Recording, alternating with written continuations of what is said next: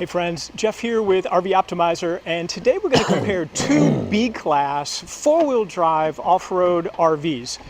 And they happen to both be Storyteller RVs. So let's see what the difference are between these two classes. I'm going to go grab us an expert, and while I do, if you haven't subscribed to my channel, please do. I'd greatly appreciate that. Now let me go find an expert who can walk us through these RVs. Okay, so I found my buddy Carl Gwynn here at La Mesa RV, and he's going to take us through some of the highlights of these. Storyteller Overland Mode LT. We've added a couple extras to this, but this is an all-wheel drive Ford Transit platform. They put the one-piece running boards on this.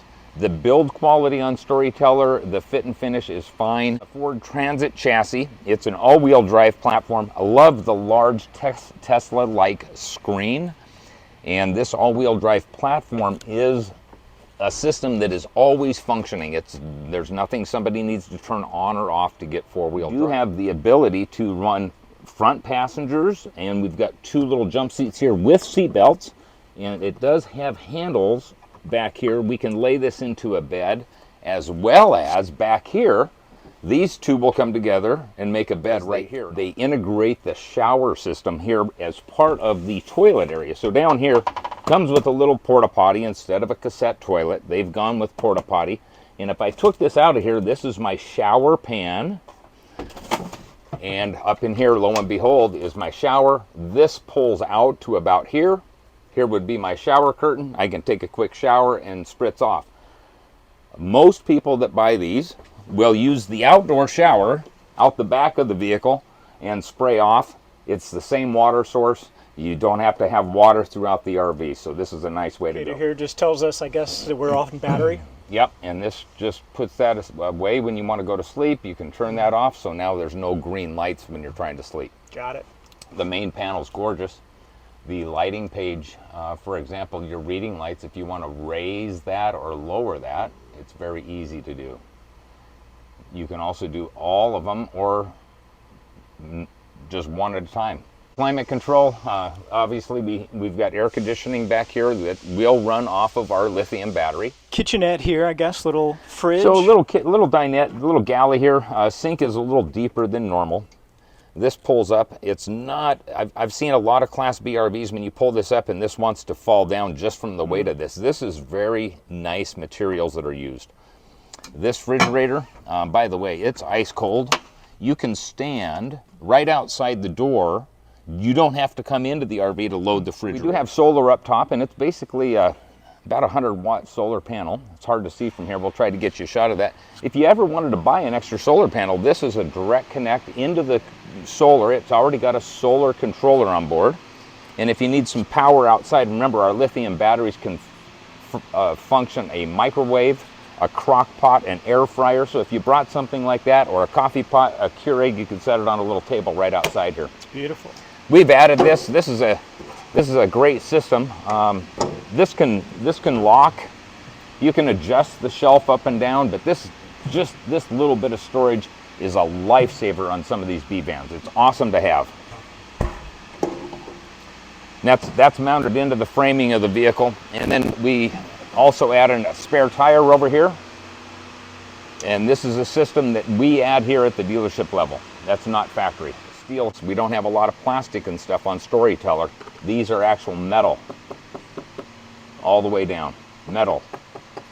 And then of course we talked about the shower. If you wanted to shower out back here, you could just shower off here, get the sand off your legs, and hop in the vehicle. Up top, you're going to see a small solar panel, which is a trickle charger. Remember, a lot of people get solar energy, and it's basically a trickle charger to tender the batteries. You see that up there on the other side of the air conditioner there, that little panel? Yep, the little solar panel there. Yep. Quick, easy way to get up there with the side ladder, and you can take a squeegee and squeegee that off. And great extra storage. Extra wonderful storage up there. So that's a quick overview on the mode. Yes. So now let's compare to the Beast Edition, right, Carl? Yes, this is a Storyteller Mode Beast Edition, and we have added a couple of extras that, you know, obviously didn't come from the factory, but I think you're going to like this. This is a real off-road vehicle. This can go into 4 load, where the one we just looked at is an all-wheel drive platform. Yeah, this thing looks like it's ready to go. It's mean and it is well equipped. Handles wonderful. The extra suspension work that they've done to this, the handling capabilities on this are remarkable. They didn't cut any corners on this at all. As you can see, the inside is going to look very, very similar to what we just looked at. Where this is the shining star is all of the off-road capabilities, the handling characteristics of a true 4x4 or a 4-low system versus an all-wheel drive platform. Okay, so here we are, Mercedes-Benz platform, Storyteller Overland Beast mode, and this is number 186.23. The 23 obviously is it's a 23 motorhome, and it's number 186 built. This Mercedes platform, to put this in 4-low, is a very easy function to do. We've also got auto start over here, which we can turn on or off. And auto start is a system that you can start when you're away from the vehicle a short distance to get it started up. This is not a Mercedes-Benz system, but these are switches like lights outside, the KC lights. Feels much like an airplane when you're sitting in here and you're starting to play with these. This is like a little mouse pad. And when I get to where I want to go, let's call it the info area, I just press in on that and it takes me straight in. Now I continue to go left and right. I can go into my vehicle consumption. I can go back to the home page. So I can function everything on the radio with the right side of the steering wheel. Wireless cell phone charger, you can just drop your phone up in there, it will charge, or connect to one of the 3 ports up here. Most people don't realize, but hidden way down here is going to be a 12-volt port. Another port. Yeah, got it. And looks like same in-house shower system. And same in-house shower system. This particular one, we have the bed made up. So this is where you would sleep sideways across from east to west. But it also gives you a great idea of how much storage space you really use underneath the bed. Yeah, that's a huge area down there. Yep. And your little shower / porta-john area. Yes. Same thing with your AC unit, your little microwave. Yep, same exact kitchen galley, same faucets throughout. They have these little built-in places to keep some of your utensils and stuff. All over. Yep. Yeah. Yep. Nice, nice. So really the biggest difference between these two units is one, the Mercedes chassis, and then just really the 4-wheel drive components. Mercedes chassis, the components on the 4-wheel drive, lithium battery packs. This has got upgraded suspension. I don't know if you can get your phone in there. There's a Fox shock. Oh yeah, Fox suspension. Yep. Very nice. Yep. And of course the same solar hookup, exterior power if you need it. This we can attach all kinds of things. So they make water bottles that'll attach here.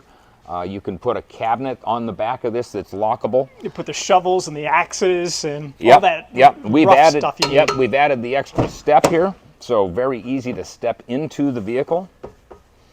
And then from the back, we can turn cargo lights on or off.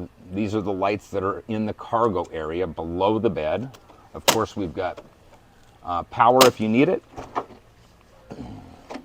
And the same shower system and water system. So this whole thing controls, this is our water control center.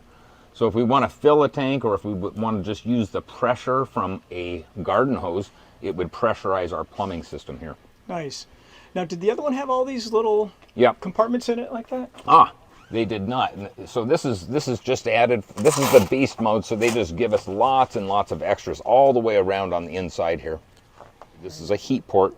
Remember, this is going to heat very nicely. This has got a wonderful heating system on it.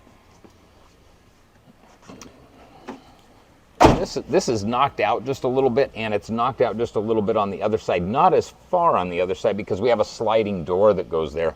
But this is knocked out so that somebody that's 6 foot tall is able to sleep. Now, if this was the same width as the van, this extra 3 or 4 inches on each side makes a huge difference. Like the Ford Transit chassis, this is your fuel door, and of course this is diesel fuel, so we will have a cap. And diesel fuel, this actually will get locked. I can press my remote, lock my door, nobody can get my fuel. So was the first one not diesel? It was gasoline. Okay. So there's another difference. Diesel motors, turbo diesel motors, much more expensive to make than a gasoline engine. Less moving parts on a diesel motor. LED lights throughout up here.